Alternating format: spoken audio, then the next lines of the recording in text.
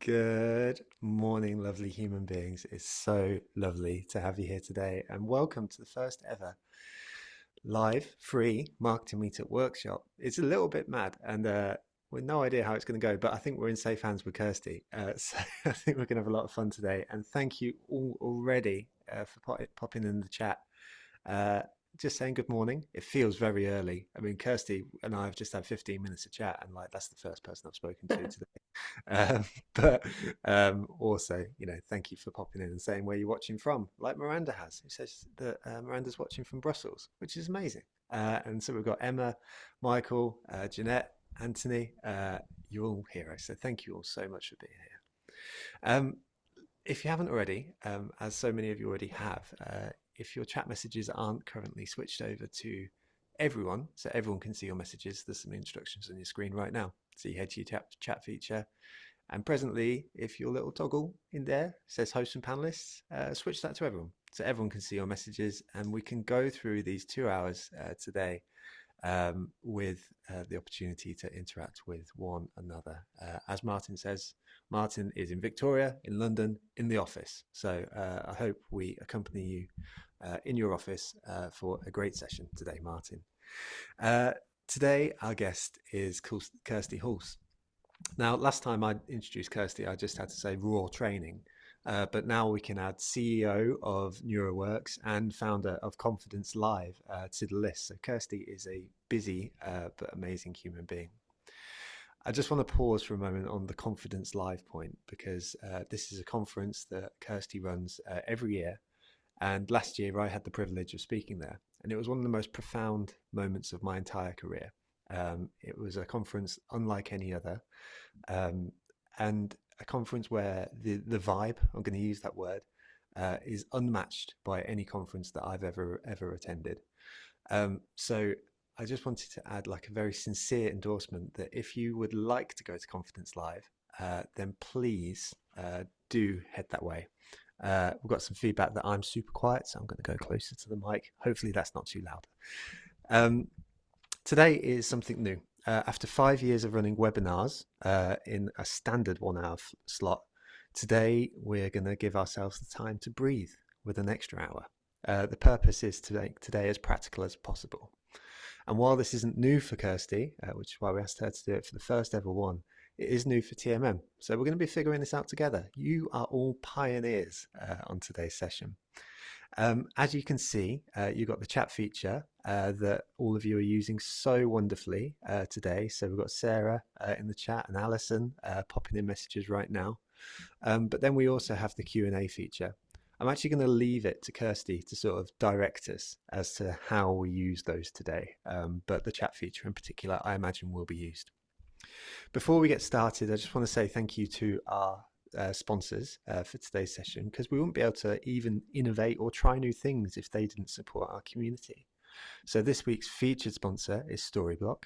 They are a CMS, a modern CMS. They're a CMS which enables you to do things which will carry you through the next few years into these big technological changes. And so if you're looking at redoing your website, then don't just go for the default. Have a look and see whether something like Storyblock might well help you.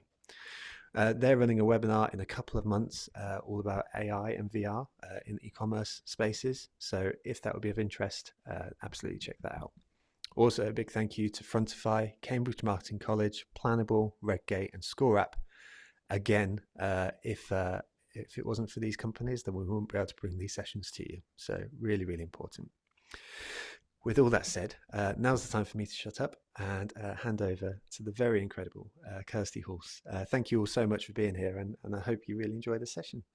Take care. Thank you, Joe. Thank you so much. Thank you to everyone in the chat. Two things.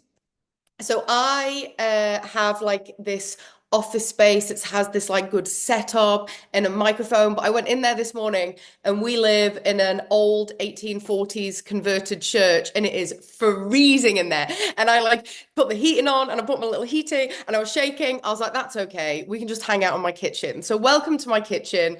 We've got a cup of coffee. It's the morning. We're going to talk a bit about overthinking and confidence. Speaking, secondly, of overthinking and confidence, as Joe mentioned, this is the first time that TMM have done a webinar. And just before we all joined, I said, Joe, we can't get this wrong. And he was like, maybe we can. So can we just all just give me a yes in the chat if we're just here with an open mind? We're here. Thank you, Lauren. We're here for just learning, connecting. If you believe me that we can't get this wrong, a group of nice people trying to help each other out, you can never get it wrong. There we go. Lovely. Thank you for joining. Also, I saw in the chat somebody mentioned that maybe they're a little apprehensive about this session. So, firstly, thank you for joining. I have noticed at this point in my career, I've trained probably about 60,000 people to be more confident, whatever that means. We'll define that later. And a lot of the times when people are joining a workshop or a training on something, about overthinking and taking action and confidence and things like that, sometimes it can come with a little bit of apprehension. So before I start the session, I just want to make it very clear that, nobody's going to have to do anything. We're not suddenly going to like spotlight on a camera and be like, yes, this is what we're going to do. So it is my invitation that you spend the next couple of hours kind of absorbing information. The thing with training, and this is going to be training, I'm going to train you some stuff. The thing with training is you get exactly out of it what you put in. So I appreciate we're busy. If this is something you're listening to whilst doing your emails, I love that for you. And my invitation would be to try and clear out distractions as much as possible, just so you can kind of get the most out of it. I'll try and make it as interactive, as engaging as possible. The more obviously you keep sharing in the chat, the better. I'll give us some exercises to do. Awesome. Okay, so we are going to start, and I am just going to share my screen. Now, when I share my, ooh, lovely. Okay, so I'm just going to check. Can everybody? Let me press play. Can you give me a yes in the chat if you can see my screen, just to make sure we're all good? I panic about it every time. Thank you. I've delivered thousands of virtual sessions, and every time I share my screen, I psych myself out. So there we go. That's a good place to start. How to stop overthinking and finally start taking action. So, what we are going to be talking about today is we're going to be talking about noticing when your mind jumps to worst case thinking, figuring out how to move past the fear of making wrong choices, spotting the difference between gut feeling and worry. Like, what is instinct? What is panic? What is fear? What is intuition? What is dread? And I'm going to talk about how to turn self doubt into practical problem solving. I want to start by saying about 3 years ago, I left a first date after 8 minutes, literally 8 minutes. Left this first date, and the moment I left, I felt this like huge sense of relief. So I went on a date. The man's name, I think, was Gary. Now, you'll learn this about me. I have a very big laugh. It's a big laugh, it's a loud laugh. My nickname when I was growing up as a kid was the Foghorn. I don't know where it comes from. It's very real. Like, if there's any burgeoning stand-up comics, you want me as a stooge in your audience. My laugh is big, it is loud. I've come to enjoy it, but it is the kind of laugh that will get like a like a side glance in a quiet restaurant. I can't do anything about it. I am who I am. Anyway, I'm going to open the chat. Anyway, so I was on this date with our friend Gary, and he made me laugh. And the moment I laughed, I saw him kind of like do this like wince, like, I don't know, like a sommelier having a drink on boxed wine. He was like, ugh. And in that moment, I was like, right, okay, I don't think I want to be on a date with somebody who would want to censor my joy. Top tip, that's probably not the kind of person we want to spend some time with. So about 8 minutes into the date, I politely, calmly, kindly said, Gary, thank you so much for the drinks. I've had a sip of mine, but I'm gonna go. And I left. Some people, when I tell them that story, are kind of almost shocked by it. Some people think it's rude. Some people think it's quite bold. Most people have a reaction of like, whoa, you left after 8 minutes, John. Fair play. Lovely. But I was sitting on that train and I felt on the way home so the the sense I got was of like freedom. I felt liberated. And the reason that I felt so free is because I, maybe for the first time in my life, had made a choice based on what was right in the moment, rather than all the layers of norms and rules and internalized beliefs that I've had my whole life. And that is kind of what this session's going to be about. Have you ever, give me a yes in the chat, have you ever used jargon or complex language that felt unnatural?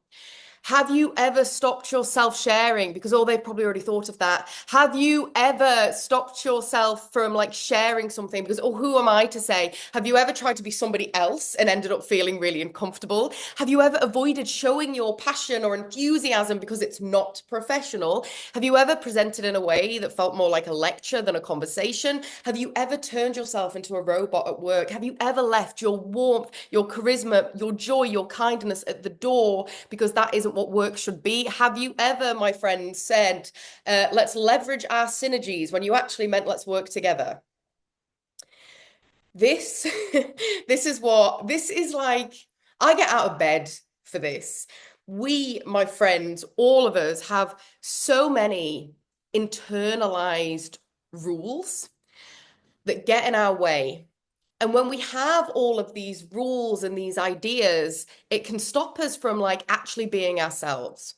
So I'm just going to start with a quick exercise. So pop in the chat for me. I'm going to say one word and I want you to put in the first thing that comes into your head. Try not to overthink it. Yes, first thing that comes into your head. And the word is professional. What does professional mean to you? Suit and tie, boring suit, career, fake, stuffy, dry, stiff, smart, polished. Not me, somebody said. Oh, so fast. Proper, formal, posh, interesting, serious, no laughing or swearing, smooth hair, stuck up. Restrained, pretentious, focused, conventional, doing your best, straight lace, suits, probably not, neat, distant, respectful, quiet, dry, inauthentic, spreadsheets, good at what they do, suppressing yourself, interesting, remunerated, difficult, lovely. Thank you, my friends. Thank you. In a box. Lovely, Simon. Corporate culture. Okay. Thank you for your participating, everyone. This is fun. Some of us have maybe quite healthy ideas of what it means to be professional. Some people said, I think some people said knowledgeable. I think some people said respectable. But a lot of us, when we think of the word professional, it doesn't feel like us, or maybe it feels perhaps like you're doing something wrong. And I remember when I started my career, I was like, there are a whole host of things here that I don't understand. In my first ever job, senior executive burst out laughing in the middle of the meeting because of the way that I used to say Luke instead of look. I'm from Stoke. In Stoke, we say Luke, Book, and Kook. I changed it at the beginning of my career because I learned somewhere along the line if I had to be taken seriously, I had to be different. So, my plan today is let's make a deal. Give me 90 minutes. That's wrong. It's 2 hours. First mistake. We've got it. Give me 2 hours, even more time. And I'll help you remember what it feels like before we got so sensible and serious. Back when you trusted your gut, you spoke your mind. You didn't start every good idea with this might be stupid, but you didn't read every email 37,000 times. You didn't constantly question your decisions. You didn't always go, well, maybe this could be bad, or what if I get it wrong, or what if people judge me, or what if nobody likes me? And do I look like an egg on this Zoom? Before our minds got so busy with the constant chatter trying to keep us safe, I'm going to help you remember what it was like before all of that again. And I'm pretty sure that I can do it. Are we ready? Are we ready? Give me a yes. Lovely. Thank you. There is nobody. I know I've got the chat open on my screen and you can see it, but we're all good. I don't think there is anybody, stay with me, on this call who isn't confident. I don't think there's anybody on this call who overthinks too much. I don't think there's anybody on this call who doesn't know how to be able to believe in themselves in the way that other people do. Because, my friends, confidence is not something that we learn, it's something we remember. Anybody here got children? Let's imagine that you take your toddler to Morrison's and your toddler just decides that they are not about it. Your toddler's like, nah, I'm not feeling this. And they absolutely kick off. Is a 2-year-old going, oh, I don't want to possibly have a tantrum in aisle 4 because what if people see me? When children are first born, the first thing that a baby does when it's born is it screams. We have an innate knowledge, an innate understanding that you deserve attention. You deserve to be seen. You deserve to have your need met. You can be the weird and wonderful tantruming in a tutu and wellies and Morrison's at 4 p.m. But we lose that along the way. We lose it along the way, and there's a few different reasons why. So, I am going to teach you lots of different techniques today. I'm going to teach you lots of different techniques today that will help you trust yourself a bit more, that will help you work with anxiety, if anybody experiences anxiety, that will help you befriend perhaps your overthinking, worrying tendencies. But I want you to think of this session as more like learning to swim. So I will give you the theory. I don't know. My old swimming teacher, I just had a memory. My old swimming teacher was called Mr. Whitaker. And I don't think I ever saw Mr. Whitaker swim. He would stand by the side of the pool, you know what I mean? He would be like by the pool doing this with his arms, like showing us what to do. But I never actually saw him in the water. We had to get in the water. So I today am Mr. Whitaker. I am going to stand by, I've never used that metaphor before and it's amusing me. I am going to stand by the pool doing this, showing you what to do, but then you have to jump in. If you don't take some of what I teach you today in terms of the tools and the techniques and actually try it on for size in your daily life, this would have just been a fun, silly chat. I love that for us. But this could also, if you want it to be, this could also be perhaps the moment. This could be the morning. This could be that time that you actually look back on and go, it was that, it was when I started doing that thing, everything got a little bit easier.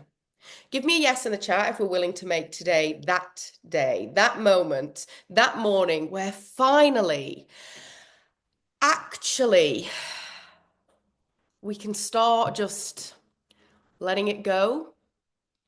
It's probably worth saying at this point, I present as someone, yes, I love that energy. I present as somebody who you might assume to be naturally confident. We'll come on to how that's a myth in a minute.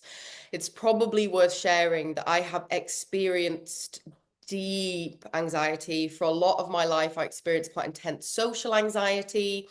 I used to get huge public speaking anxiety. It's why it's so important to me. I've had panic attacks on stages. It's not a great look. It's why it's so important to me that we are all different. We all have different expressions of confidence. Me and Joe always joke that we're like opposite people. But the fact that so many of us do overthink, question ourselves, all the time, that's a universal truth. That's something that connects us. Okay, type in the chat for me. Where's this? Anybody know where this is? You cultured bunch. Yes, that is Florence. I recently went on a city break and a city break with some friends, and I knew that it was the perfect city break because I was with a bunch of my university friends and we were stood in the rain queuing with all frustrated low blood sugar arguing. That's when you know it's a good city break. It's raining and you're arguing with your friends and you're all a bit grumpy and you're a bit miserable and you've been wandering around. My friends wanted to go and see the statue of David. The statue of David is by Michelangelo and it's in a museum in Florence. Now, I am going to hold my hands up as maybe making some judgments and negative assumptions here, but we were queuing to go, and I was like, I don't want to go. I was being like the toddler having a tantrum in Morrison's. I was like, I don't care. I think at one point I said, this will be boring. Seen one statue, seen them all. I think I said that. I was like, it's be boring. Anybody who's crammed into the Louvre in Paris to see the Mona Lisa knows the anticlimactic nature of seeing incredible art in person. It's always a bit underwhelming. So I was like, I don't want to queue. Anyway, my friend was like, please, please, please, I really want to see this queue. So I was grumpy, I was annoyed, but I queued. We walked in. Now, I don't know if anybody has ever seen Michelangelo's David, but it is bloody good. Now, I know I'm giving like mansplainer realizes woman is smart energy, being like, Michelangelo's David, actually pretty good. But I was awe-inspired. Michelangelo's David, I think at least, is awesome in the genuine sense of the word awesome. It inspired my awe. For a start, it's massive. His foot is like as big as a dining room table. I walked in and I was really genuinely taken away at how phenomenal it was. So I do this thing, I think a lot of us do, where I learn something, then I decide it's who I am, it's my identity, it's my personality for a good week. And then it goes. But I, for a whole week, was like obsessed. I was watching documentaries, I was reading books. Like, I suddenly was like a Renaissance art historian. And there is a legend, this is going somewhere, don't worry. There is a legend that when the Pope first saw Michelangelo's David, he said, how on earth did you take a piece of marble and create something? And Michelangelo famously replied, I simply removed anything that was not David. Now, I today am Michelangelo. It's a bold claim. I today am Michelangelo. You are confident, you believe in yourself, you trust your gut. It is just my job to help you remove the stuff that is not that. You already have everything you need to be exactly the person you want to be. You already have the self-belief, you already have the knowledge, you already have the information, you already have the expertise, you already have the capabilities. You all have the ability to learn and grow and improve. And it's my job to help you, to help us remove those things that get in the way of your David, to really overextend the metaphor. Let me prove something to you. So I mentioned at the beginning of this call, I've trained about 60,000-ish people to be confident at this point, and there's lots of different manifestations of that. Now, when I go into teams, before I go and I'll train a team on confidence, I will send a survey and I will ask them a few different questions. And so now I have a spreadsheet. We love a spreadsheet. And in this spreadsheet, I have about 13,689 rows of data on confidence, on how people feel. And I ask people this question: on a scale from not confident at all to very confident, where would you rate yourself? So I want you to have a think maybe about where you might be on this. 8% of us say not confident at all. So not many, but 8% not confident at all. But then 41% of people say mostly not confident. So what? That's 49% of people actively identifying as not being a confident person. Half the people you interact with don't identify as being confident. And then we have 32% of people who say they're unsure. Now, I don't know about you, but if I go up to someone and I say, are you a confident person? And they go, me? Oh, I don't know. I don't know, actually, me, I'm unsure. They're probably a no. No offense. The unsure people, either you're confident or you're not. If you're unsure, I'm saying you're probably not that confident. And then we have 12% of people who say kind of confident. And then we have what I lovingly call the sociopathic seven. Now, the sociopathic seven, they say they're very confident. I have never met one of these in the wild. It's certainly not me. I think now, after years of training confidence, talking about confidence, learning about confidence, living, breathing confidence, I'm here. Kinda. I have my moments, I have my days. Sometimes I forget who I am. Often I forget what I'm capable of. But this kind of 7%. So the first thing that I want us to know is most of us think we're not confident or we haven't even really got a clue what it means. I'm just going to open the chat for a second. Give me a yes in the chat if anyone here is an overthinker. Who here overthinks? Yes in the chat. Mm, okay. Big, big overthinking energy. That 1,000,000%. Oh, yes.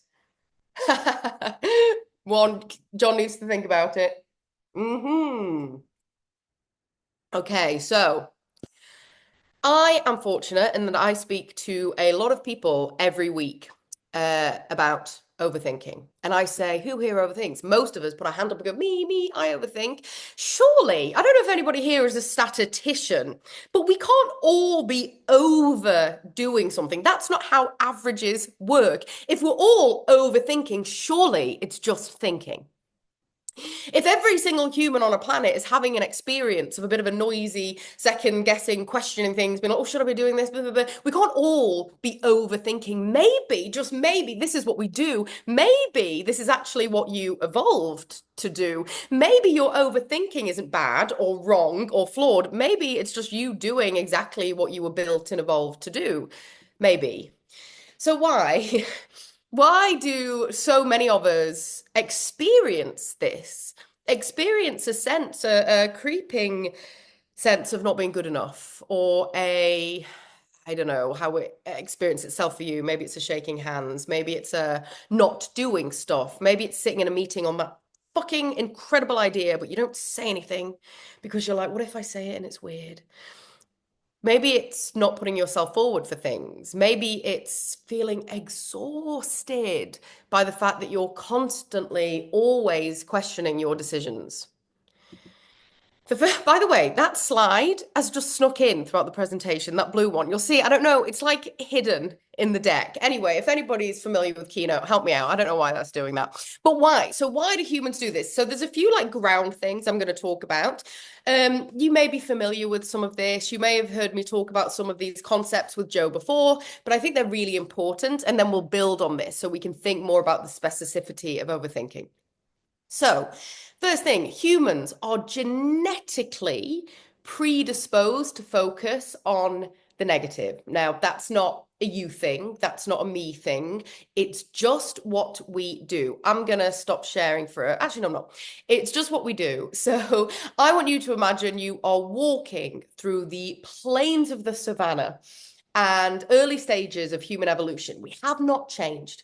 And you see a tiger, it is in your interest to go, oh, there's a tiger there. Oh my God, there's a tiger, there's a tiger, there's a tiger. And every single time you're in a similar environment, you're like, I think I'm pretty sure I saw a tiger there in 1992. You're walking down a familiar savannah and you're like, I think there might be a tiger. You know, let me just say, is there a tiger? Is there a tiger? Is there a tiger? Like, if you didn't evolve to do that, you'd be dead.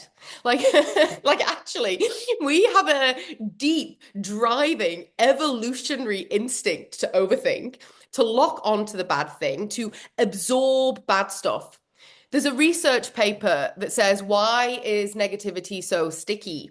That a neuroscientist showed with a lot of clear, like objective, evidence-based results, that unless we actively neutralize this, we move through our lives, and negative experiences are like Velcro.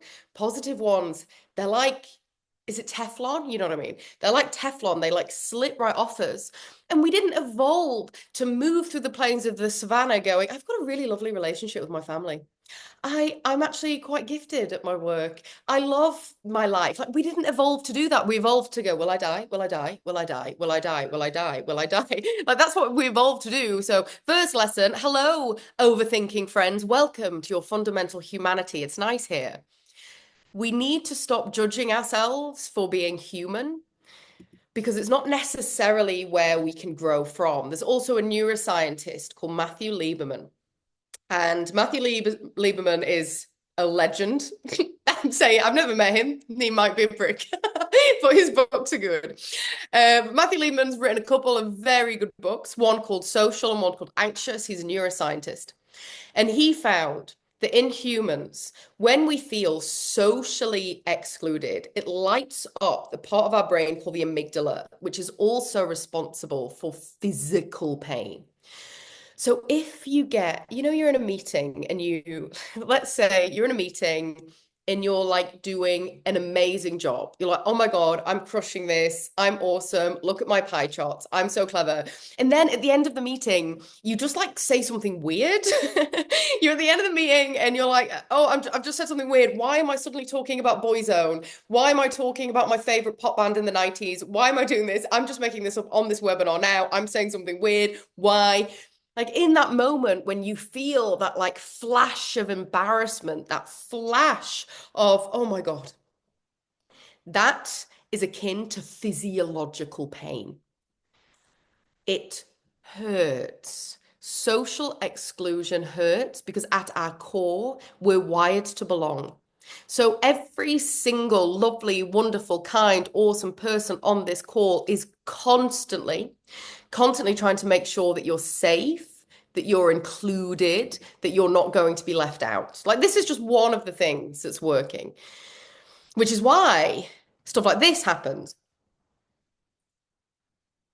Honestly, my mum is absolute nightmare for this. My mum has this trait. I'm going to open the chat and I want you to know if anybody else's mum's like this. My mum, Val, she'll text me. She texted me the other day and she's like, need to talk. And I was like, shit, my dad's dead. He's gone. He's gone. It's my dad. He's gone. So I'm panicking and I ring it. I'm like, what is it, mum? Is everything okay? And she goes, oh, you got some post. You've got a parcel. You've got a parcel. Why? Why have you made it sound like this has been this like huge emergency? Like this is what we do. And also, actually, if anybody if anybody is I'm laughing at your response. It's like, why are we like this? It just really makes me laugh. Like, I think somebody put in the chat, like, every time my dad rings me, I panic. Someone started goes, can you call me? I've got some news. And Olivia, I bet it's like, I don't know, I've had to get rid of something from the garage. So your boss does it. Okay, I see that. If anybody, yeah, if anyone's like, can you talk? Or, your partner's like, we need to chat. I'm like, oh my God. This is just what we do. So if anybody does actually lead or manage people, please be aware of this because humans have this cute little quirk that ambiguity will always be perceived negatively. Ambiguity will always be perceived negatively, not because of any reason other than that's just what we do. If we don't have clarity, our brains will try and fill in the gaps to keep us safe. I'm going to read what Rachel said. Rachel, I did this on holiday. My dad texted me out of the blue to see what day we landed back in the UK. He's not texted. That's how they scare you, isn't it, Rachel? And I was convinced my mom was. Oh, it turns out he was arguing about what day we go with my mom. Sorry, I find our fundamental humanity so cute. And we'll talk about this later. But I do find everybody, like most of us are moving through the world, like genuinely like terrified. Give me a yes in the chat if that makes sense. Like we're scared, we're freaking out. Thank you. It's not you. Maybe it was never you. Maybe it was never your fault. Maybe you were never the problem. Maybe you were never broken. Maybe you were never not good enough. Maybe you were never not confident. Maybe you were never an overthinker. Maybe you're a human doing human stuff. I've nearly done with the context. We also do this little thing called protective pessimism. Oh boy, do we do this. Let's play a game. I'm going to tell you my partner's name. By the way, everything I say in these sessions is always a statement of connection and never a statement of judgment. So I'm going to say my partner's name in the chat and we can't do this wrong, remember.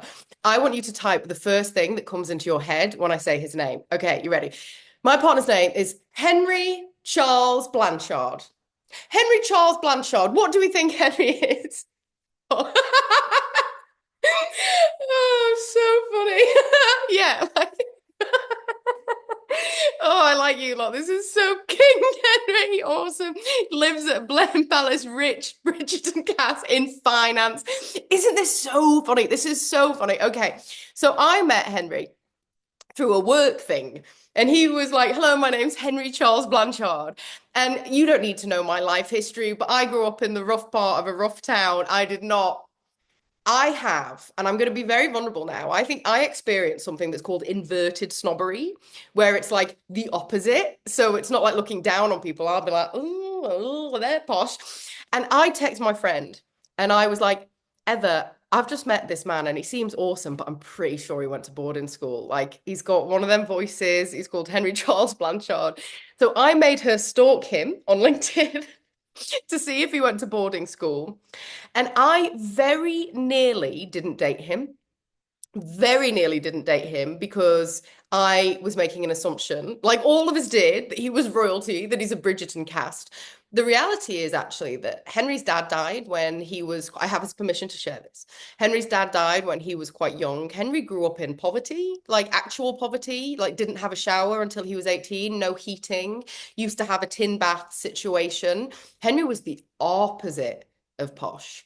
But because I had all of these things in my mind, I nearly didn't date someone who is maybe the best thing that's ever happened to me because I was doing this thing called protective pessimism. Protective pessimism is when we move through the world assuming things are going to be worse than they are. I'll tell you one last story on protective pessimism, and then we'll move on. I'm just going to look at the chat. Oh, 4 new messages. Thank you. Thank you. Yeah, Henry's great. Henry's 10 out of 10. He has got a posh voice, but we'll let him off. Um, so I'll tell you one more story, just so I can really illustrate this. And to be really clear, the reason that I tell stories, it's not to talk about me, it's so that we can all see ourselves reflected. I do think what's nice about stories is the more specific they come to an individual, the more universal they are. Okay, so my granddad was called Sid. And Sid was a miner. He was down the mines in the Second World War. He first went down the coal mines when he was 11. Crazy. And just from a different generation, really. We were very fortunate. We lost him a few years ago, but he was around for basically all of my life, and he was a legend. He used to keep a mouth organ, a harmonica in his pocket, and just like occasionally whip out Danny Boy without context. He used to tell naughty jokes. He was very much of the 50s. He was that kind of man. So when my brother came out as gay and decided he was going to be one of the first couples in the UK to have a same-sex civil partnership, we were all so excited. So my brother and my brother-in-law are planning their big day, but there was this undercurrent of like, what are we going to do about Sid? See, Sid didn't know that Kieran was gay. He'd never come out to him because he assumed that Sid would think negatively of it. He assumed that Sid would be, I don't know, like reject him or something. And so we're getting closer and closer to organizing this wedding. And there were drag queens and bingo, and it was amazing. And it was this incredible day. And about a week before, Kieran was like, I'm going to invite Sid. I'm going to come out to him. I'm going to sit down. I'm going to tell him everything, what's going on. And he was so scared. We were so scared because we all had a really good relationship with Sid. Anyway, Sid did not give a solitary I'm going to stop swearing. He didn't care. He didn't care at all. He came to the wedding. He had an amazing time. The only time he mentioned it was when he sat me down and he said, "By the way, Kirsty, do you know that your great uncle was called Cornelius? He must have been gay, but it runs in the family." Like he didn't care. We nearly missed out on this amazing, incredible family moment because of our negative assumptions that we have about people all the time. Now, my friends, we love Sid. So you're going to be doing this all the time. And you have my hand of compassion because I don't know your background. I don't know what environment you grew up in. I don't know your genetics. I don't know your brain chemistry, but I do know that every single one of you has gone into a meeting and gone, "Oh God, I'm going to hate this." I do know that every single one of you presents to an audience annoyed at the imaginary questions you've convinced yourself they're going to ask. I do know that every single one of you, before you send that business proposal, is like, what if they say no? What if they hate me? What if they think I overcharge? Like, we do this all the time. Give me a yes in the chat if anybody here self-sabotages. Anyone self-sabotage? All day long. Okay. All the time. Total expert. Me too, Gwen. Yes. Always. Doing it right now. Okay. This is going to be an important point, and we'll talk about this a little bit more. You do not self-sabotage. You self-protect. That voice in your head that's telling you, don't do that, don't do that, it's just trying to keep you safe. Does anybody want to guess in the chat how old we are ish when we start developing uh, these feelings of maybe guilt or shame or overthinking or being a bit more negative? Anybody want to guess how old? Yeah, thank you. Yeah, 16, 6, 3, young teenage, 9, but it's crazy, like 18, teenagers. The research shows generally it's about 5. Can you remember the first time you got laughed at? Can you remember the first time you got bullied? Can you remember the first time you felt small? I kind of remember mine viscerally. There was a man, there was a man called, I'm going to change his name in the moment so I don't use his real name. There was a boy then called Sam Smith. That's not his real name. That's a famous singer. Um, and I was young. We're talking reception, kindergarten. And I remember one day he looked at me in the class and he pointed at me and he went, Kirsty Hulse is fat. Isn't she fat? And the whole class looked and started pointing at me, going, she's fat, she's fat. And I remember everyone was laughing at me and the shame. That was maybe the first time I started to feel wrong, that I was not good enough, that I really didn't want to be seen. Sam Smith is now in prison. So that's why I changed his name. He's legit now in prison. Separate story. But this protective pessimism, this voice that tells you you're not good enough, this is an important point. It isn't an adult. It isn't big, grown up, successful, doing your marketing thing, doing your freelance career, or working in house, or whatever it is that you're doing. It isn't now you, it's then you. It's baby you. Whenever I'm overthinking, whenever I'm questioning literally everything, what I do is I picture a little version of me. Maybe that chubby, adorable 5-year-old with her ponytails, wearing her Kirsty headband on backwards. I picture her pulling on my coattails, going, am I okay? Am I okay? That's it. When you realize that you're overthinking, the constant mental noise is little you trying to keep you safe. Put it in the chat for me. What might that do to your relationship with that voice? When you stop telling yourself that you are mean to yourself or whatever it is, when we understand that so much of this overthinking is a smaller, scared, more vulnerable human part of us, it kind of fundamentally changes that relationship. We stop giving it so much weight. And actually, what we start doing, some nice messages here, like being kind, giving yourself a hug, makes you feel empowered. What would you say to your tiny self? What would you tell them to feel this way? What it does, my friends, is it creates self-kindness. And that's where we learn to be confident from. Talk about this more in a minute, but we can't beat ourselves up to liking ourselves more. We can't overthink our way to overthinking less. We can't constantly tell ourselves, you're not good enough, and eventually, hopefully, maybe feel finally like we're good, not good enough. That's like not kind of how it works. Give me a yes in the chat if this is resonating. I'm just going to check the time, see how we're doing on time. Is this helpful? Okay, lovely. Thanks, everyone. I'm going to just keep going. So what I'm going to do is I'm going to keep teaching you some stuff. I'm aware I don't want to like talk at you forever. And then we'll take a little break just to kind of have a reset. Raymond, I remember being asked if I'd let someone talk to my closest friend the way I talk to myself, and that was a big eye opener. Exactly. If anybody does experience, we're not going to talk about it specifically today. Thank you, Haley. Me too. If we won't talk about this very specifically today, there's some other things I want to cover. But if anybody does have a loud inner critic, there is a book called Self-Compassion. Honestly, I need to be on some kind of commission for this. Like, I recommend it more than anything else.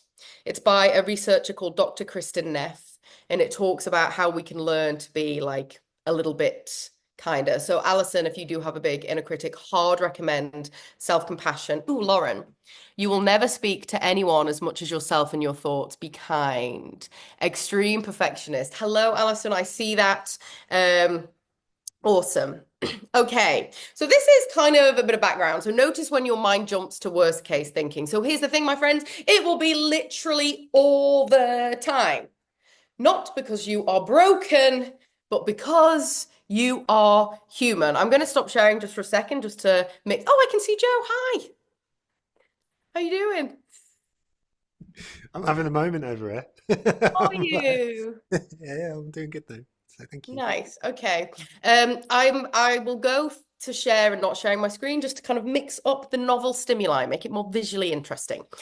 So here's the thing with overthinking, second guessing ourselves, like questioning ourselves all the time. Um, it is the most normal, not unique, not irrational thing in the world. In 2020, I was having a shocker, you might call it. I won't like bore you with the specifics, but I used to run a marketing agency, and I wound that down at the end of 2019 because the stress of it was making me poorly. People often say starting a business is brave. Let me tell you, closing a successful one for your own mental health is braver. Um, so I stopped doing that, and then I started doing lots of training and speaking because I don't know if I'm allowed to say this, but I think I'm good at it. So I started doing lots of training and lots of speaking.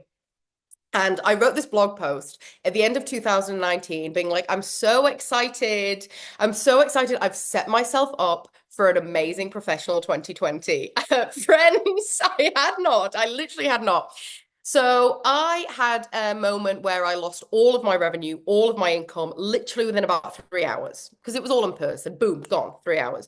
I was also in one of those like bad marriages where suddenly you're kind of like, ooh, do we want to do this whole in the same room at the same time? And so he was from the US. He flew back to the US. And then suddenly I realized I was going to run out of money and run out of money fast because I didn't make money when I wound down my business. I gave it to the team. I was skint. I had like 300 quid. So I was like, right, I need to get out of this expensive place that I'm living in West London. And here's the thing. I lost my home, my husband, my job in about 3 days. I'm not exaggerating. I ended up moving back in with my mum and dad. Very grateful that I had that space, but it wasn't necessarily restful. I remember waking up one morning and they were arguing about how to pronounce quinoa, despite the fact that neither of them eat it. The bottom fell out of my life, like worst case scenario for me, like worst case scenario for me. But at the time, because life, as Alanis Morissette says, has a funny way of something, I at the time was having a bit of a personal branding boom. Now, the reason was because in 2016, I published a book on remote working and how something was going to happen in the world that made it almost impossible for everybody to try to be at the same place in the same office at the same time. So I suddenly started getting like invited to be I don't know, like on TV and give quotes and things. So I got invited to be interviewed live on This Morning. And 2.5 million people watched that. And I was at a bit of a, no, I was at a lot of a low ebb. I was experiencing grief. I'd kind of lost everything. My mum and dad's internet connection was poor. But I don't know if anybody else is like this. Is anybody else like fundamentally ill-equipped to say no to opportunities? Like I just crack on. I've got that, I don't know, that maybe you say yes to stuff. So I was like, yeah, this feels like a good time to be interviewed live on TV. Let's do that. So I got interviewed live, and I was pacing. You know, when you are absolutely terrified and you're like pacing and the nerves are getting bigger and bigger and it's starting to expand and you kind of cease to exist. I was trying to do all of my tricks, tips, techniques in that moment to try and make myself feel less absolutely petrified. And as I was walking up and down the landing just before I went live, two little words popped into my head.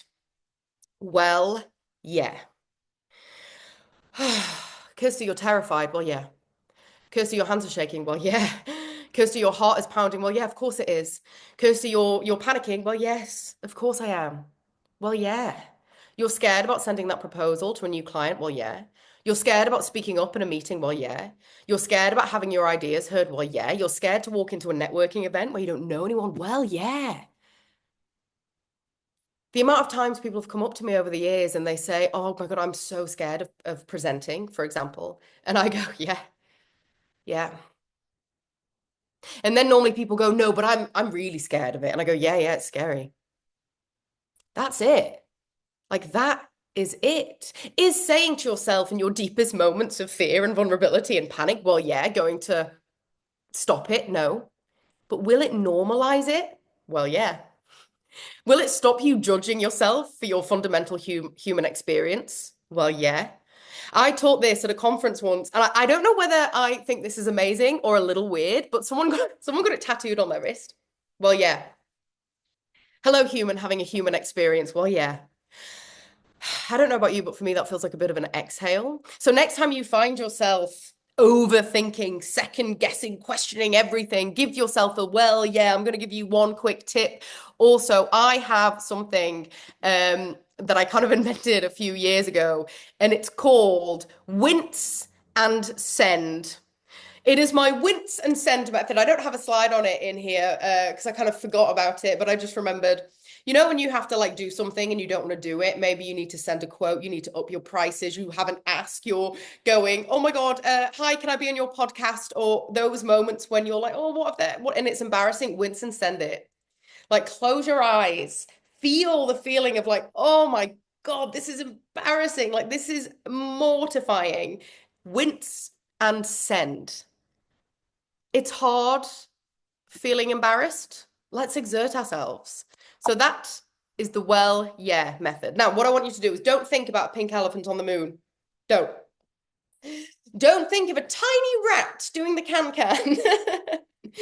Don't think of Leonardo DiCaprio as starring in Swan Lake as a ballet virtuoso. Don't do it. Don't think about it. Don't think about it. You know, anybody here actually, give me a yes in the chat. Anybody want to try and just stop caring what people think? Gotta just stop caring what people think. Just gotta stop. Oh, I wish I could just stop caring. Here is my quick tip. If you want to stop caring what people think, I don't know. I don't know how to do that. Slip into a coma? You're going to care what people think. You are literally going to care. You are going to care big. You are going to care that people like your work. You are going to care that you're being kind. Like, you are going to care. Let it go. I care. Imagine if I didn't care what you thought. I care deeply.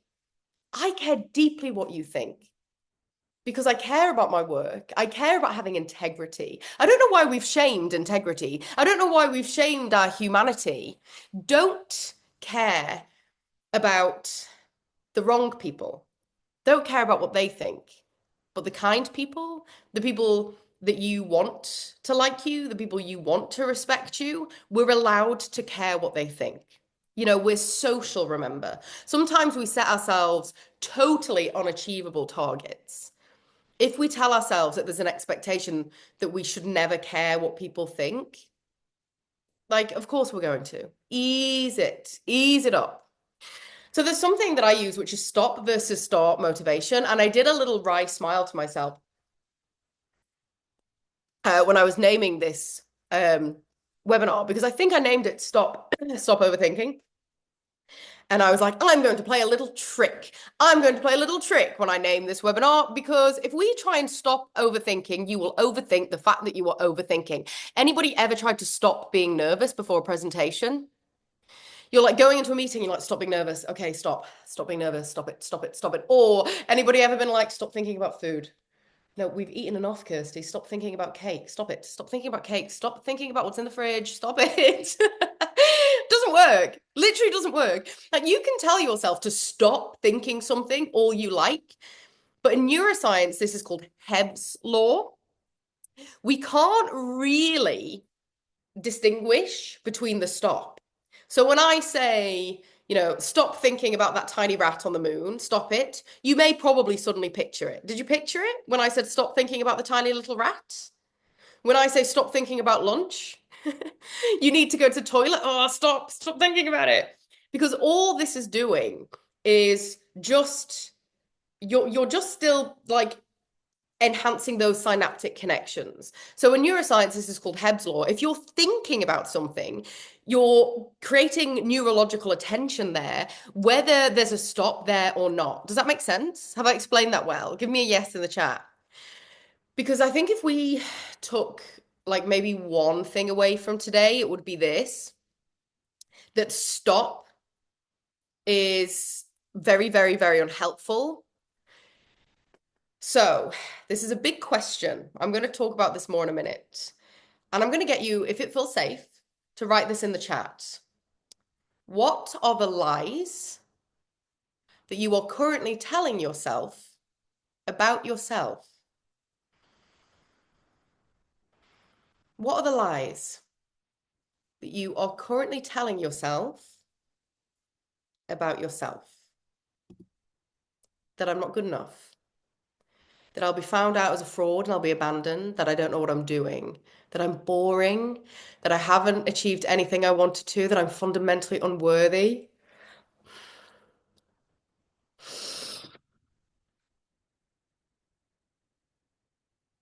that I have no skills, that I don't know what I'm talking about, that I'm too much, that I'm not progressing in my career in the traditional way, that I'm a jack of all trades, that I'm not supposed to be doing what I'm doing, that I'm not progressing in my career, that I don't deserve to be in this role, that I don't deserve the good situations I have, that I can't communicate with leaders, that there's always someone better, that people don't like me, that someone else can do it better, that I'm not good enough, that I'm not made to lead, that I'm not good enough at work or as a parent, that I can't be successful as anybody else, that I'll never get a new job, that I'm not a likable person, that I'm not driven enough. I'm never going to be doing anything else. I can't do it all. I can't be a full-time working mom. It's okay. I like crying. My friend sometimes says crying is like a sneeze. That I'll disappoint everyone, that I'm stupid. Okay, the good thing about this question, you ready? I've tricked you. So, my friends, if those are the lies, what's the truth? If those are the lies, what's the truth? Put the truth in the chat for me. If those are the lies, what's the truth? Mm. My deafness is my superpower. I am good enough. You can do anything you put your mind to. I have plenty to offer. That I'm good at what I'm doing. I have the evidence to prove it. People tell me I'm good at my job. I can do anything full stop. I'll figure it out. That I deserve to be big and take up space. I totally know what I'm doing. I can do whatever I want to achieve. You're already doing it. People tell me I can do it. I deserve it. That's the truth, my friends. That's the truth. I didn't tell you that was the truth. You told yourself that was the truth. You told yourself that's the truth. I'm doing my best and I deserve a bit more credit. Yes, Emma, you deserve a bit more credit. People actually meant to have, Vicky. I think Vicky's speaking for all of us, that people actually meant the words in the nice feedback they wrote. They weren't lying. They actually meant it. Like, we know this. Like, we know, you know what this truth is. Sometimes we just need a reminder. I forget. Oh my God, Lauren, we're all crying in the office at 10:30 a.m. I'm so sorry. I was like, as I was reading everyone's things, I was like, I'm gonna stop crying and I'm not gonna stop it. That's nice. But what I am gonna do, so that's the truth. Thank you, everyone, for sharing. That's the truth. And the way we can make this really practical. Okay, let's make it practical. So here's what we do is we take stop worry thinking and we turn it into start action thinking. I can't send this until it's perfect. Done is better than perfect. Everyone will judge me in this meeting, maybe a few, but I'll focus on contributing one good point. I shouldn't take on this project. Let me break it into smaller pieces. I'm not experienced enough to speak. Each time I speak, I get better. What if my idea gets rejected? Let's test this as an experiment. I'll look stupid asking for help. Smart people ask good questions. I'm terrible at difficult conversations. I'm building my feedback muscle. This is too overwhelming. What is my first tiny step? You are never probably going to stop overthinking. It's a fundamental part of who you are. It's a fundamental part of who we are. But what you can do is you can take the overthinking, am I okay version of you, give it a high five, say, thank you, I've got this, and then go to your next small step. Let's take a little 10-minute break. I need a wee. So yeah, let's do a little 10-minute break. It's been 2 hours. 10-minute break, come back, and then what we've got is really, really practical stuff. So lots of really practical stuff so that we can take everything that we're doing. Yeah, so stay on the call. I'll mute. I'll turn my video off. Let's come back in 10 minutes and let's crack on. Promise me, give me a yes in the chat if you're definitely going to come back. Amazing. I'm having so much fun with you all. Thank you. Okay. See you in 10. Get yourself a lovely cup of tea. Thank you. Thank you.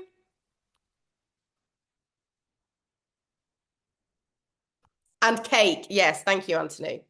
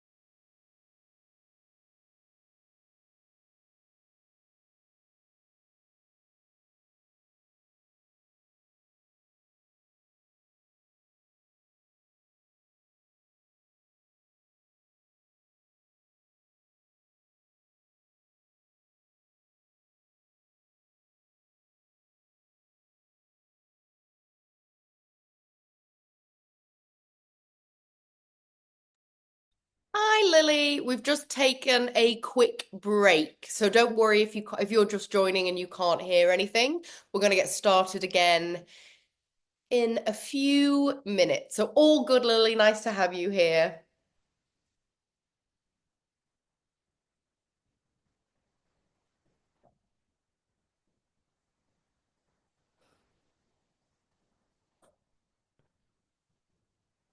Hi, Adam. Thank you. Yes, if you're just joining, don't worry. We're all technically working. We're just having a little tea break. We'll get started again in a couple of minutes.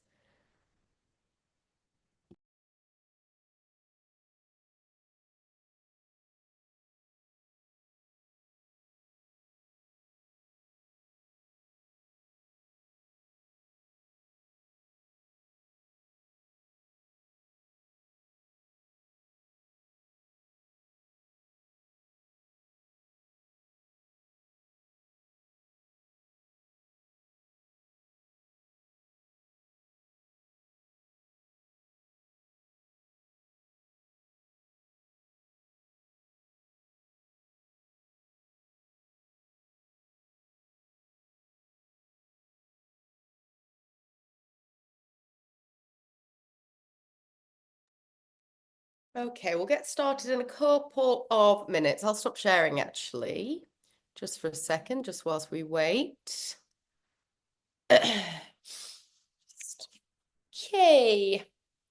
Get started in a couple of minutes. If you are returning, give me a wave so I know we're back. Hi, Joe. Hello. How's it going? It's going well. Sarah's back. Winston said, I've got in fact, actually, because it's technically still a braid. I've been I've been making some merch as part of Confidence Live, and I've made these Wince and Send mugs. I'm still working on the design, but literally, like the Wince and Send is maybe it's so practical, I think. So we look like Wince and Send. A lot of people do really enjoy it. It's so useful. It's so It good. is. I'm just laughing at the enthusiasm in the chat from folks about that. I feel like if you don't end up selling them, then there's going to be some people going to Vistaprint or similar, just making their own. People always say to me that because I've got a couple of like little expression-y things. And people are Yeah, always like, you should trademark them. But I like that they spread. I once saw a confidence coach doing a whole reel on I've come up with this thing, Winston Send. And I was yeah, like, I love that. Like I would rather people remembered my ideas than my name. yeah, yeah. That's so true. Yeah, that's proper legacy, isn't it? Proper legacy stuff. That's legacy stuff. Shall we crack on? I think so. That sounds great. Okay. Give me a yes in the chat, friends, if we're back, if we're ready. Oh, lovely. Okay. Leah's ready.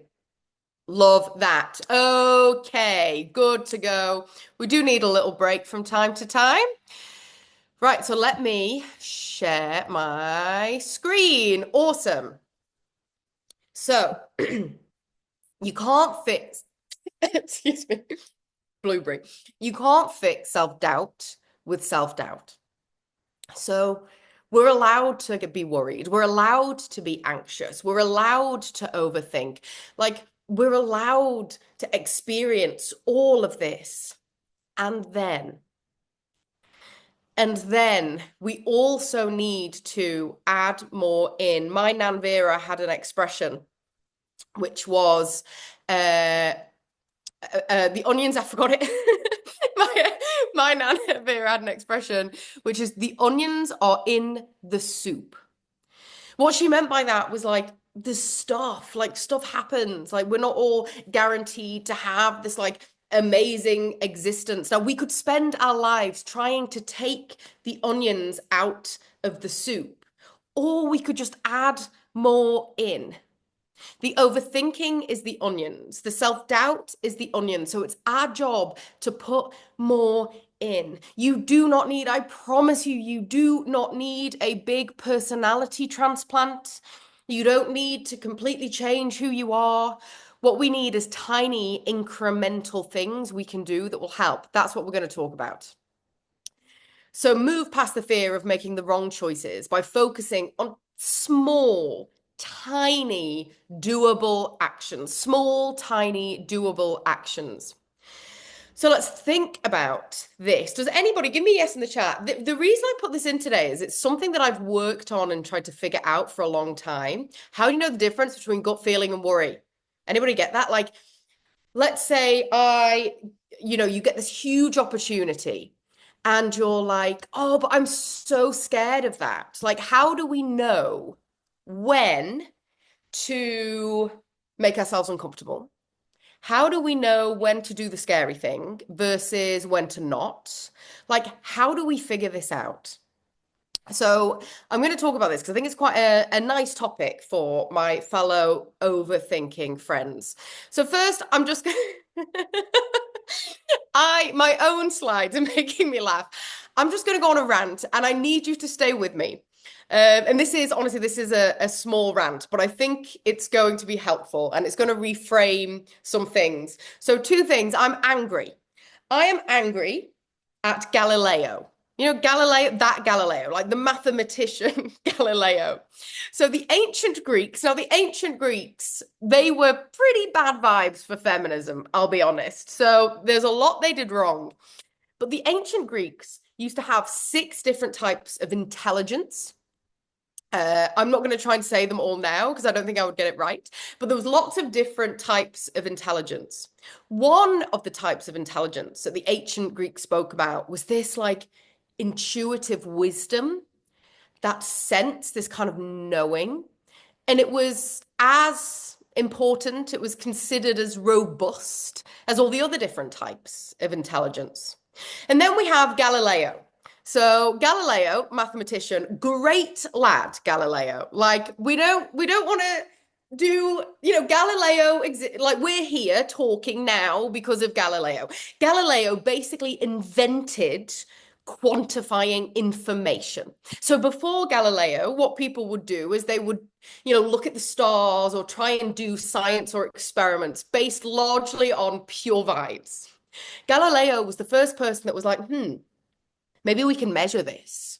Maybe we can do some numbers on this. And so then Galileo created a huge shift in science, but also in culture, because after Galileo, anything that couldn't be quantified was no longer considered real. The scientific method. Thank you. Now, we still live in this. I did a philosophy degree. One of my ex-lecturers wrote a book on Galileo and his impact. And I spoke to him at length about this when I was writing my book that comes out in May. And so we're now living in a world where even human topics we frame in terms of data. Anybody here may be gone, you can see from the graph, our statistical analysis shows data or our survey informs us. Now, there's nothing wrong with that. But even human topics we frame in this. I work in the people in the HR and the talent sector, and people will always be like, our employee engagement survey is telling us that employee happiness has gone up 12%. Why don't you tell me about the fact that Dave managed to actually finally go to sports day with his twins? We've lost it. We no longer really, in the same way, believe that intelligence is something that can be felt. We no longer, it's very subtle, Alana, thank you. We no longer believe that intelligence is something that we don't have to sit and mentally calculate. Now, this is good. This isn't a bad thing. But when you meet someone and you're like, oh, there's something a bit off with them, but their CV was perfect, so you hide them anyway, but it didn't work. Or you meet a potential client and you're like, oh, like this could be a really good project. This could be a really good project, but it just feels a bit off. It feels a bit weird, but you do it anyway, and then it turns out to be awful. Anybody had that experience? Give me a yes in the chat if you've ever had an experience where you knew that something wasn't right, but your head made you do it anyway because of the numbers, because of the stats, because of the like this is why I believe we do so much overthinking. This is why, not why, this is one of the reasons why we do so much overthinking because we've lost our trust in ourselves. We've lost our trust in instinct. Now we have to be careful with instinct. It's close to bias. Some of you may have read this. There's a book called Blink by a psychologist called Michael Gladwell. There's a quote in it. The first task of Blink is to convince you of a simple fact. Decisions made very quickly can be every bit as good as decisions made cautiously and deliberately. My friends do both. You know, next time you feel something, listen to that. We dismiss our emotions as being irrelevant in the workplace. We dismiss our emotions as not having anything valuable to add. Your emotions are clearly communicating something to you. Instead of going, oh, what do I think about this? What do you feel about this? If you're going, oh, I don't know what to do, I'm overthinking, take a moment to be like, okay, how do I feel? When I think about that, like, how does it actually feel? What's the physical sensations that I get when I do this? Let's say, for example, some of you want to start speaking on stages. Hypothetical. You want to start speaking on stages and you think about it and your brain starts going like, yeah, but what about this? And then what if people laughed at you? And what if, and then if you close your eyes and took a moment to go, okay, like I'm going to picture myself doing it. How does it feel? Ooh, it feels scary. But wait, is that hope? Is there a little bit, you get it? I use my emotions to indicate pretty much everything I do. Pretty much everything I do. I trust my emotions. Oh, I'll get you a reading list, don't worry. I trust my emotions. And what's quite nice is I am now the CEO of a tech business. And they have been going for about 7 years, and there's a team, and they're all incredibly technical. The founder, who I'm working with very closely, is perhaps the most considered, rational, analytical, technical person I have ever operated with. And when we first decided to work together, I said, look, if we're going to work together, you have to respect the way I work. The way I work is I trust my instincts. So sometimes I might do something that might not make sense in the moment. Recently, we had this opportunity, and it was quite a big opportunity that came through. And I was reading it, and my brain was like, yeah, let's do it. This big money, it's going to be amazing. It's going to be awesome. But there was something that felt off. There's something that felt a little. And I said to him, he's called Guy. I was like, Guy, I'm not going to do this. We're not going to take this. We're not going to take this opportunity. And he was like, tell me why. And I was like, I can't. But I can tell you that I know something is off. That company went bankrupt a few weeks later. Ha ha ha ha. We know, I know you know. Like you have this great, profound intelligence that we've dismissed, that we dismiss, especially in the workplace. God, you're smart. You are so smart. You are so astute. You are incredibly perceptive. I know you walk into a room and you can tell if something's off. I know you know what mood your partner is in from how he puts the keys on the table when he walks in the room. I know that you can feel the energy in the space.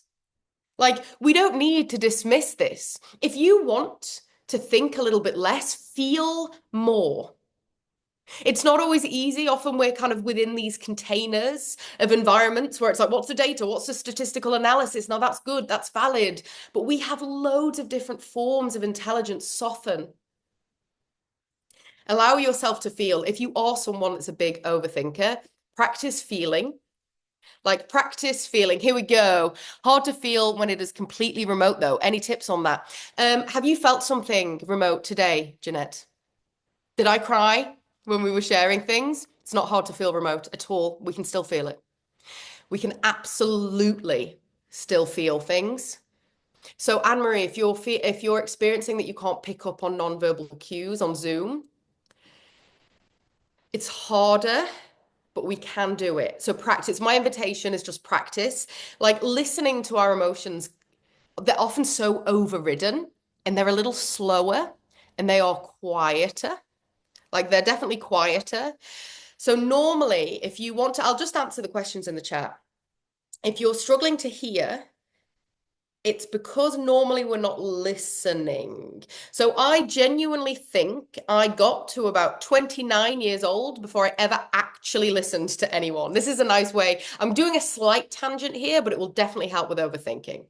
So I, as a child, I'm going to stop sharing so the slide's not distracting. Okay, so when I was a child, my mum made me some pom-poms. She cut Tesco carrier bags up, stuck them, and made me these pom-poms. And I went into school and I would like wave pom-poms in people's faces. I am the youngest of five. I've got four older brothers. I learned that if I wanted to be seen, to have attention, I had to earn it. I was never a great conversationalist. I was not attuned to other people's needs that well at all until I learnt to listen. And now, when I say I learned to listen, this was in 2016. I was on an executive coaching course. Somebody taught me it for 16 weeks. I'm going to give it to you in 4 minutes, but I believe you. I think you've got it. Some of you might know this already. Give me a yes in the chat if, when you are in a conversation with somebody, or you're in a meeting, or when you're presenting, you're doing those things, but you're kind of in your head going, I know what I'm going to say next. Okay, I've got it. I know what I'm going to say next. My next slide is that. Oh, yeah. Okay, I'm going to say that. That's smart. Okay, yeah. I know what I'm going to say. Okay, yeah, yeah, yeah. Okay, that person is doing that. Lasagna. Have I got some lasagna in the freezer? Listen, you're in a meeting. Like that. Like I spent all of my life doing that. I'm going to guarantee you something. For the past 2 hours, nothing, nothing has existed for me apart from you. Nothing. Nothing. The only thing in my head is you. The collective energy we're making on the chat, you talking to me feeling what I'm going to say. I've got some slides, but I'm going in and out of script depending on what I think feels good. I learned to do this over years. Here's how I learned to do it. So first I was on this executive leadership training.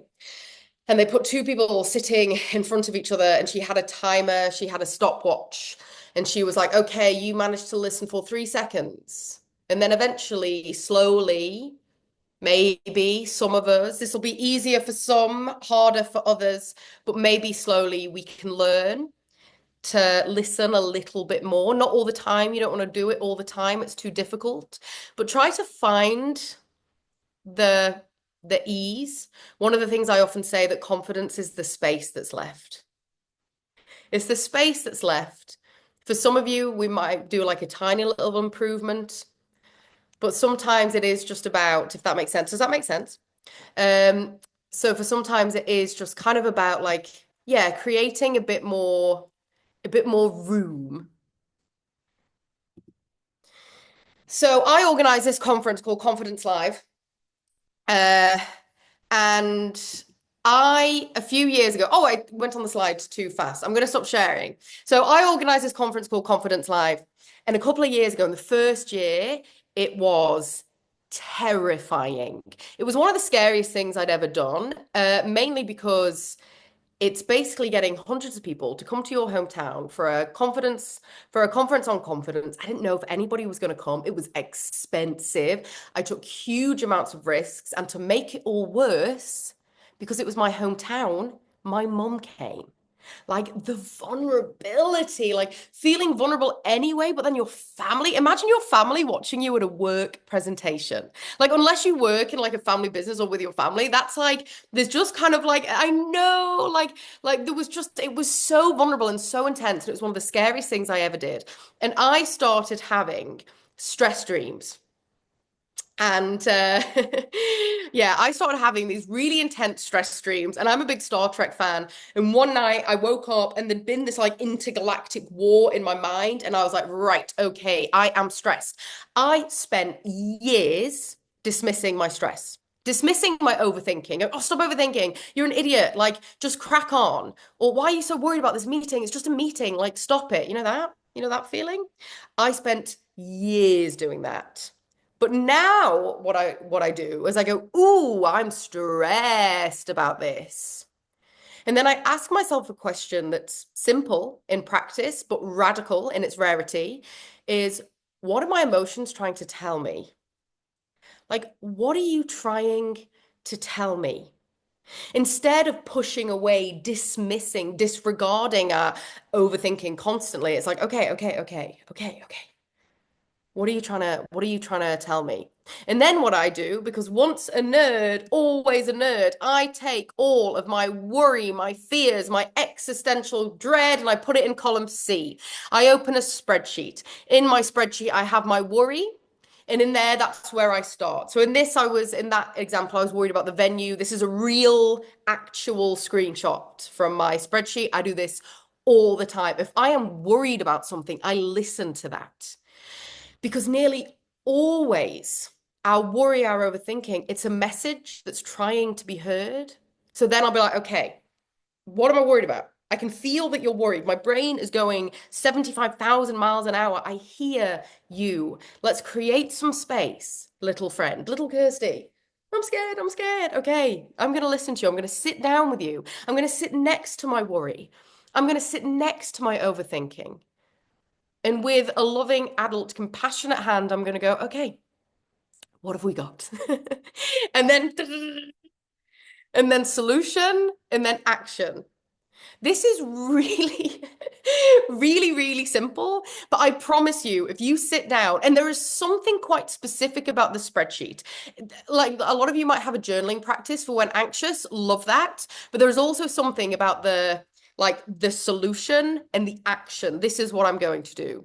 So next time you feel this, can you give this a go? Give it a go. Give this like putting spreadsheets, putting your worries, putting your fears into a spreadsheet. Give me a yes in the chat if you're going to give that a go. It can be so helpful. Lovely. Thank you. Perfect.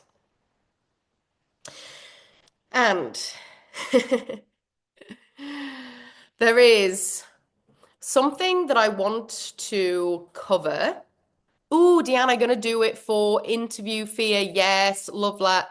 Even opening the spreadsheet can help. Thank you. Lovely, so good. And it's about that not dismissing our emotions as like ridiculous and acknowledging that it does have some value. Lovely. I've actually got a template, so I'll share it with you because we love. There's nothing better than putting all of your worries into a column. Before the call, me and Joe were just having a chat because we like having a chat. And we were talking about how sometimes, give me a yes in the chat. Sometimes, do you ever feel as though life is just a bit grey? Do you ever get that, like, oh, that kind of like constant kind of monotony? And especially in England, yeah. That, like, nah. I was sitting in the pub with some of my really close friends very recently. And we were sitting together and we were sitting around the table. Now, I love my friends, and both of them were really, they were depressed. They were really going through some things. They were really struggling. They were overthinking everything. They were underfeeling. They were experiencing this like constant, like, oh, I'm so busy. I'm so busy. And you know that? Like, oh, I've just got so much going on. So I'm just like so busy. All of that. And I remember sitting listening to them. And on the way home, I felt really sad because I knew deep down in my wise part, whenever, by the way, you haven't seen this. You know, when I was talking about feeling, I always put my hand on my tummy because it's kind of here for me. It'll be different for you. But I kind of got this sense, this like deep down sense of what could help them, but you can't do it. People have to, yes. A few years ago, I read a book by a medical doctor called Dr. Stuart Brown. Now, Dr. Stuart Brown has researched one thing forever. And the thing that he has researched pretty consistently over years is something that we all know, that we're all very familiar with, but perhaps we're not kind of giving it as much like time or attention as we could. And that, my friends, is play. There's lots of research that shows that play isn't necessarily like just what we think it is, that play has so much more to it than when I say the word play. Research has shown that animals play. There's some really incredible photos of a wolf and a polar bear playing. The polar bear is lying on his back, and this is what the researchers study. The polar bear is lying on his back with his neck bared, and the wolf is there, like over him. And it is wild because polar bears and wolves, they're like they should be eating each other or kicking off, especially in a food scarce environment. But often they will meet and they will just play. Put in the chat with me why. Why do researchers think that play is so important?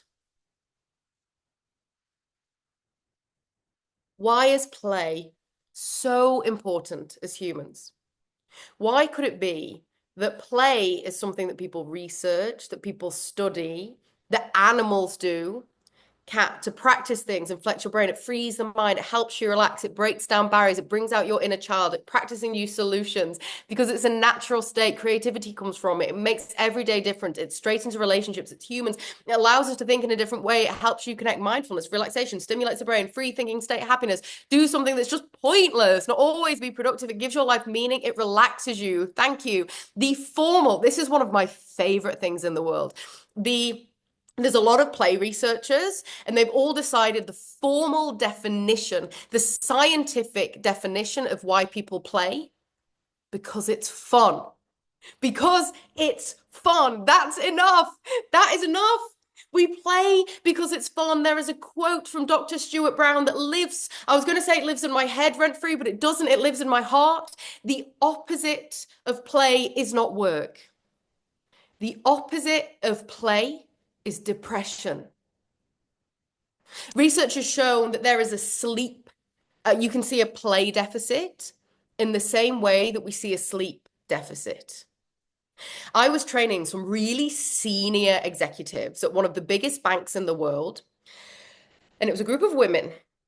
And they had got me in because they were not trusting their leadership decisions. Anybody struggle with that? Anybody struggle with trusting yourself? And they came to me and they were like, I just need to, trust myself a little bit more. I know that I know what I'm doing. I know and I was talking to them. And as I was speaking to these incredibly powerful, overachieving women that are crushing it in the boardroom and then nailing it, baking the cookies in the bake sale, like navigating this like big, complex life with so much responsibility and obligation, I felt something. And you know me now, if I feel something, I act on it. I felt something in my stomach that said, Kirsty, these women do not need confidence. These women need joy. I don't really overthink anymore. I don't sweat the small stuff because I play. Do you know what today has been for me? Play. Just play. Like I'm making jokes, I'm making myself laugh. If you've enjoyed this, it's because I'm playing. But the thing is with play, it's not what we think it is. So we actually have 8 different play personalities. Would you like to learn yours? Now we are on the home stretch. This is our last probably 10-ish minutes. I'm going to give you every last ounce of energy and emotion I have in exchange. Can I have yours? Thank you. Okay, let's go. Let's leave high. Play. 8 different play personalities. Now, I wasn't necessarily planning on covering this, but me and Joe were talking about it, and I was like, God, like that's so helpful for overthinking to kind of get out of our head and into our play. So I'm going to talk about it. 8 different play personalities. Now, you're going to have to help me. I don't have them in front of me. I'm pretty sure I can remember them, but let's go. Number 1 is the storyteller. The storyteller is the individual who loves telling stories, who loves creating narratives, who loves sharing, who loves connecting through like making things up. You all know a storyteller. Can anybody guess who may be a storyteller that perhaps you have met or interacted with for the first time today might be? Me, yeah, big time. No shit, Sherlock. She's a storyteller, like me, through and through. A nice way to access, by the way, what you're good at. When I was little, I would sit and write poems. I would write stories. Like it's what you tend to do when you're little. That's a really good indicator. I will often share that I was very behind at school. I was so behind at school. When I was in year three, I think I got put back down to reception for maths. I refused to read. There were all these reports. My mum saved all my school reports. It's like I went for tests. I went for tests with psychologists because I just refused to read. But my mom, Val, fortunately, was never worried because what I would do is I would get a picture book and it would have maybe a cat sitting on a mat. And the teachers would be like, Kirsty, read the book, okay?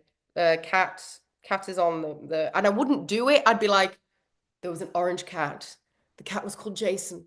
Jason was experiencing woe. It wasn't that I couldn't read. I just didn't want to. I didn't want to read stories. I wanted to tell stories. It was more fun and natural and intuitive for me to go into this world of imagination and to tell stories and to make things up. The thing that made me behind as a child turned out to be my greatest gift. And I am so fortunate because my job is now my play personality. So, storyteller, number one. Number two is the organizer. The organizer is anybody here, oh my gosh, I need you in my life. Can we be best friends? Anybody here, the one who like organizes the holidays, organizes the trips, like takes genuine joy out of the itinerary, the spreadsheet. Oh my, okay, I need this. Like the person who's like, okay, so we've got the hot tub at 7, and then we've got the games and that like that. Okay, so that's the organizer, the people who just love it's so fun, love planning, love organizing, love a spreadsheet. That's the organizer. Then we have the collector.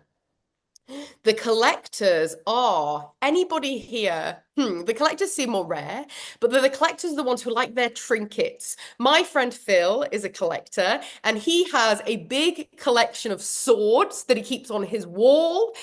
He's struggling with women.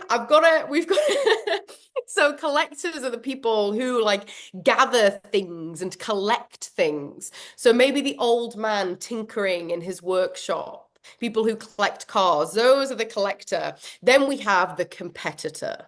The competitors are the people, Georgia, lovely, you might be a collector.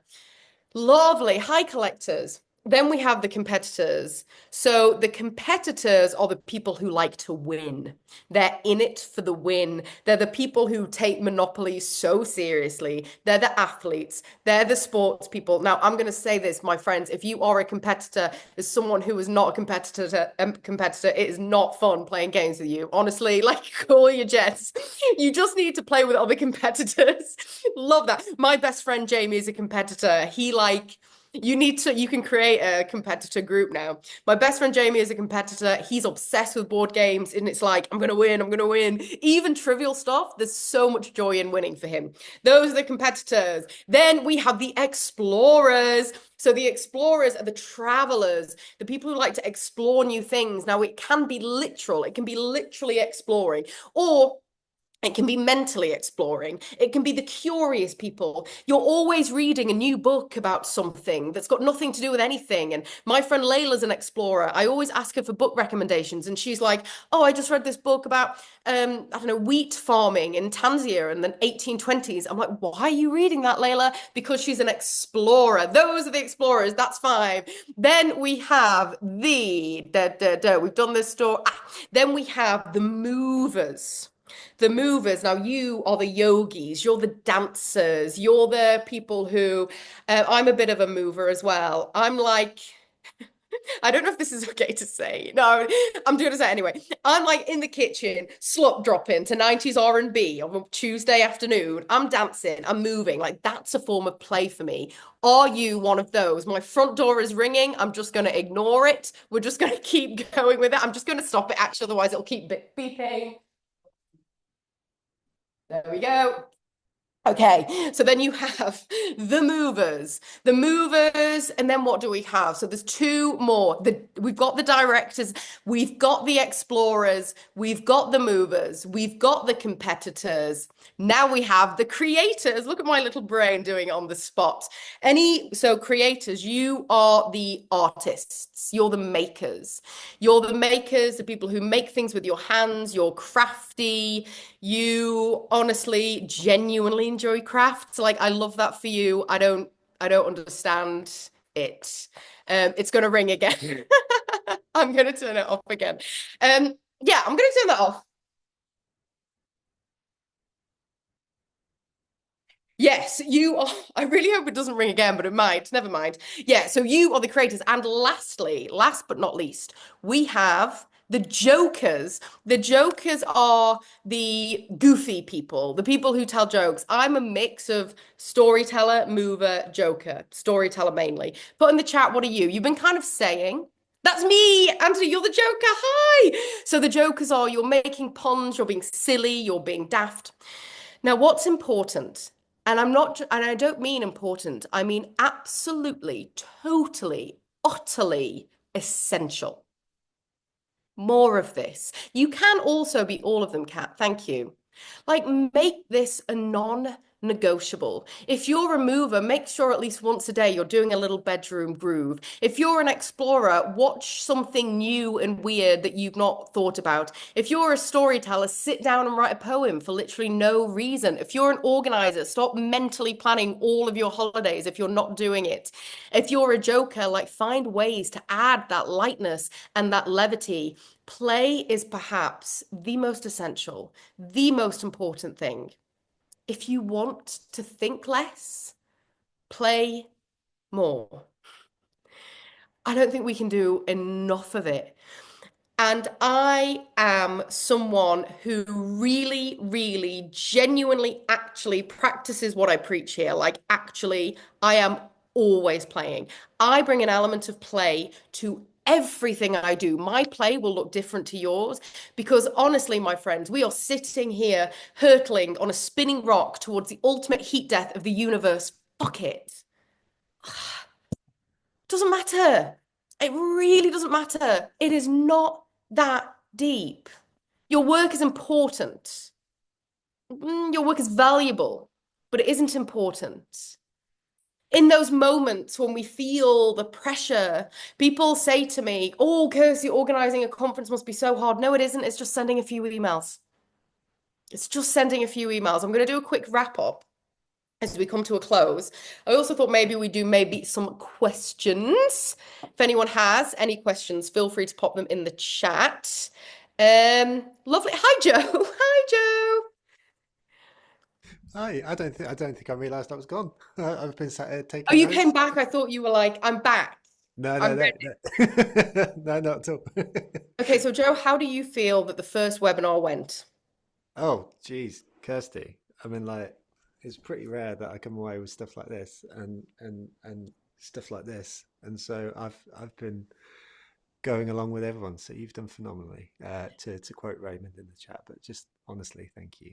You know, What? it, it's it's so nice. I think more than anything, just to give the space to this stuff. It doesn't feel rushed, and like we've had the chance to. There was that moment. I've been chatting with James and Elle in our WhatsApp group during it, and there was that moment, particular where you ask people to speak about the lies they tell themselves and then the truth. I think that was Mm. one of the most profound moments we've ever had in sort of 9 years of TMM. So like, I just want to say thank you because it feels like a proper shared experience as well. So it's community in it. And that's literally, honestly, got very little. I'll take a bit of credit. It's got very little to do with me and everything to do with everybody here. Like creating, all I can do is be a vessel for some information, like whether that lands or whether people like interact with it. Like, so like thank you to this community. Like I as a facilitator and a trainer, I can only give and feel and be as much as I'm getting back. Um, so thank you, thank you, thank you. I'm gonna see if anybody has any questions. But also I really like that, Joe. when I was like, we can't get this wrong, I think what I meant is I know that every single person in this community is really nice and kind. And even if we did get it wrong, it would be fine. Even if Mm. my doorbell did ring twice in the middle of the session, it would be fine. Like all of this stuff is fine. Okay. Does anybody have any? I'm just going to quickly check if anyone has any questions. Joe, do you have any questions? There's a couple in the chat which I'll take in the Q&A. Sorry, in the Q&A Oh, the feature. So Q&A. Oh, yeah, wow. yeah. So they came a Okay. little while ago, so we may have covered these already. But the first one comes from an anonymous person who says tips or advice for someone in their first comms job who doesn't feel confident in what they're doing and feels like they're winging it every day. Um, Okay. I mean, it's been a lot of the session, but I mean, like, are there specifics for that person? Yeah, so if it's your first job, it is not your job to be good, it is your job to learn. That's your job right now. If it's your first ever role in an industry, when I ran my agency, I used to say this to people when they were starting out. For the first couple of years, you don't need to be good, but you do need to be learning. Keep learning. And as long as you feel, so what I would do is if you're not feeling confident yet, that's okay. If when you confidence develops over time, make sure at the end of every single night you're going, okay, what have I done well today? And you can do it when you're brushing your teeth. It's nice empty space. What have I done well today? Um, what have I learned today? And your confidence will come through the reinforcing that you're learning. So that would be my advice. And allow a little bit of I'm not confident yet. It takes Mm. time. I haven't been confident public speaking for it took me 10 years. Like this stuff takes time. Okay, hopefully that helped. I'm going to rattle through these questions quite quickly. Okay. What would you do or say to convince the serious corporate type to inject more play into their work? My book is coming out. So I've written a book about this. It's called Don't Swear at Work and Other Bullshit. And it's all about this, about how everything's too serious and we take things way too seriously. So, Anne Marie, what I would do is all we can do, we can't change other people. We can't really, unless it's your business, change company cultures or in corporate environments too much. But what we can do is you can model it. Like you model it, you model your play, you model your joy, you model whatever it is for you. So if you do it and you talk about it, that's the most agency we have. That's the most agency we have to like influence things. Lovely. Any tips on staying positive after some setbacks? Okay, really quick tip. There was a couple of people who said they were perfectionists. Um, there is a book called Mindset that talks about fixed mindset and growth mindset. I'll do you a reading list. In fact, I can do you one better. I've got some online courses on this that I'll share with you. They're totally free, they're totally open. You can all have them. Yes, read mindset because what that will help us do is reinforce. So if you've had some setbacks, we're going to come back to that question. What have I learned? What have I learned? What have I learned? And just keep persisting. Keep going. Don't give up. Take a big deep breath. Give yourself kindness. Give yourself compassion. And then keep trying and keep reinforcing this learning. Okay, lovely. What about if you've been beaten down at work to the point where you're questioning everything, scared to speak, too tired to keep fighting for a voice? Now, I'm going to answer this very honestly. Leave. Maybe that wasn't a very helpful answer. I get asked these kind of questions a lot. What do I do if I have a very toxic work environment? First, ask yourself the question, do I have any power to change this? Do I have anything that I can do to influence this? So the things that you can do is speak to HR, speak to your boss, speak to the people who might be able to support you. But if you still feel as though your work environment is eroding your confidence, is having a genuine negative impact on your mental health, try and find something else. We're not jumping ship, but do try and take a big deep breath and know you deserve more and know you deserve better. Like there could be something better, but you've got to go through that process first of really being like, is there anything I can do? Do I have any agency? Is there anything I control? If not, manana. Joe, are you going to say something then? No, okay. It's like an auction. You moved your hand. Okay. More, I'm just going to keep rattling through until time is done. Here we go. Tips to bring out this honesty, play, and feeling in an org that's extremely cautious, academic, risk averse, and quiet. Now, here's the thing. This is a counter perception. I have done training in all kinds of businesses. The, excuse me, the most playful people I meet are the nerds, the academics, the genuinely, I did some training with a bioengineering firm and they are using AI to cure cancer. And I came in, and I did a session and I threw in the stuff on play. And I asked the room, what does play mean to you? Like, what is play? And somebody in the session looked at me and went, I don't have the data to model that. Like, actually, like that was their answer. And I was like, iconic. But a lot of people like this will naturally do some more play. So I would just strike up a conversation. This is a bit sweeping, but whenever I meet like more like academic people, they're normally the people who are gamers, who might do a bit of D&D, who do board games. So just have those conversations. But I have an expression in my family, which is everyone has good crack. Everyone in some way has good crack. So it's just about asking people, sharing that you've learned this. I've spoken to hundreds of people about this and everybody connects with it. Investment bankers, bioengineering people, marketing people, everyone goes, oh yeah, I think that's me. I think I'm the Joker. I've never met anyone who goes, not me, I don't play, ever. So it would just be about kind of opening up that conversation. So many questions. I want to try and do as many as I can. Okay, I know for a fact that I'm not a storyteller, but I want to get out of my comfort zone and be one. It'll really help me with my confidence in front of people in camera. Give me advice, please. Got some bad news for you. The way you get better at being on camera, telling stories, is practice. So the tricky thing is you got to start, but you have to start very small. Think of the smallest next step. Sometimes people go zero to hero. Sometimes they're like, I've never done any public speaking and I think I'm really scared of it and I don't know if I'm very good. I'm going to stand on this huge stage. Don't go zero to hero. Go smallest next thing. There's lots of like training on how to tell good stories. And let me make this very clear, and I'll make sure you have these resources. If has anybody here enjoyed the stories I've told you today? Because if you've enjoyed the stories I've told you today, I need you to know that they are rehearsed. They are curated in a spreadsheet. They are thought about. Joe, I think you will have heard a few of my stories at least. I've got the same stories.